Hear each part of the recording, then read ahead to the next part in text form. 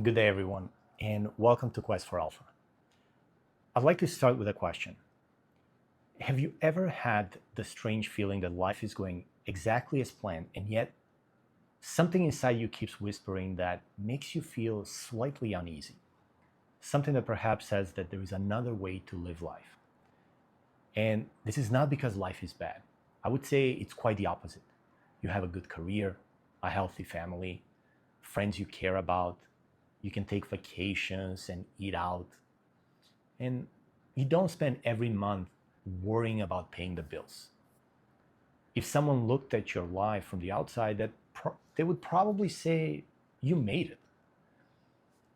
And yet, there is this quiet feeling that's incredibly difficult to explain. It's not sadness or depression. It's not even a lack of gratitude, just the feeling that there is another version of yourself you're meant to become. And you simply have no idea how to become that person. I know that feeling because I've lived it. I'm an engineer, and one thing about engineers is that we don't like to leave unsolved problems. It almost feels like someone keeps on poking you until you get it resolved. So when something doesn't make sense, we do our best to understand the system underneath it. And this feeling became one of those problems for me. Growing up, life made sense because there was a very clear roadmap. Study hard, get into school, perhaps go into grad school, build a career, earn a good salary. And for myself, as an immigrant in the United States, I had another goal, and that meant everything to me. And that was getting the green card. I waited more than a decade before I could even apply. And then, because of my research contributions, I qualified for the national interest waiver. And so I became a permanent resident. I was a green card holder. And slightly before that, I also achieved one of my goals that I had imprinted in my mind, but honestly did not spend too much time thinking about it. It was kind of like the North Star. I got my first engineering job, which paid me six figures. And that was for the first time in years when I was able to exhale. I remember thinking, I'm finally free. Life became calmer. It became more stable. For the first time in a very long time, I could breathe easier. The uncertainty was gone. And I had achieved something I had worked towards for many, many years. Life became calmer, more stable, pretty much exactly what I had planned for. And I'm incredibly grateful for that. But somewhere during those years, a quiet feeling started following me. It did not arrive all at once. There wasn't like one dramatic moment out there. And it slowly became impossible to ignore. I wasn't looking for another promotion. I mean, of course, promotions are always welcome, but it wasn't something that I was really pursuing for. I wasn't dreaming for a bigger house. I wasn't chasing another title. And I just couldn't shake that feeling that I was capable of building something more meaningful, something more creative, something that was truly my own. The strange part was I had absolutely no idea what that something was and where I could actually start. From time to time, I'd actually feel guilt. You know, people all around the world that work incredibly hard for the life I already had. I had a stable career, a loving wife, good health. I had friends, eventually our son. So why did I feel restless? I thought perhaps I wasn't grateful enough. Maybe I simply expected too much from life, or whether this was adulthood. So from time to time, something else would emerge, my focus would shift elsewhere, and this feeling would be put in the background. But every now and then, the feeling would come back, would keep coming back to me.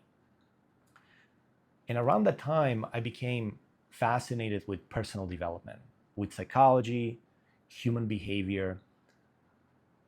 I dove deeper into investing, entrepreneurship, and it wasn't because I wanted to escape my life, but because I wanted to understand what I was actually feeling.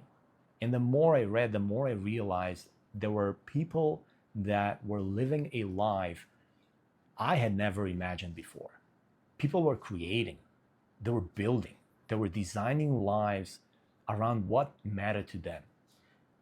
And it felt like someone had opened a door to a room that I never knew existed. The problem I found was that I found stories, I found inspiration, and I found a lot of it. It was almost addictive to listen to all of these stories, but I never found an explanation for the feeling inside. Looking back now, I think the hardest part wasn't me feeling restless. The hardest part was not having words for it. When you can't name something, it's very difficult to understand it. And if you can't understand it, then it's easy to assume that something is perhaps wrong with you. I don't think that's true. I think that gratitude and curiosity can exist at the same time. You can deeply love the life you've built and still feel curious about the life you're capable of building. And those two things, they don't cancel each other out. Years later, when my son was born, that feeling didn't disappear. If anything, really, it became more important because one day he'll probably ask me what he should do with his own life.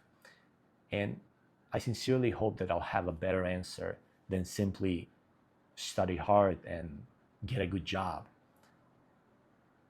I hope that I can help him understand himself. I hope I can help him recognize these moments instead of being afraid of them, or even more importantly, ignore them. Because I don't want him to mistake curiosity for dissatisfaction or gratitude for settling.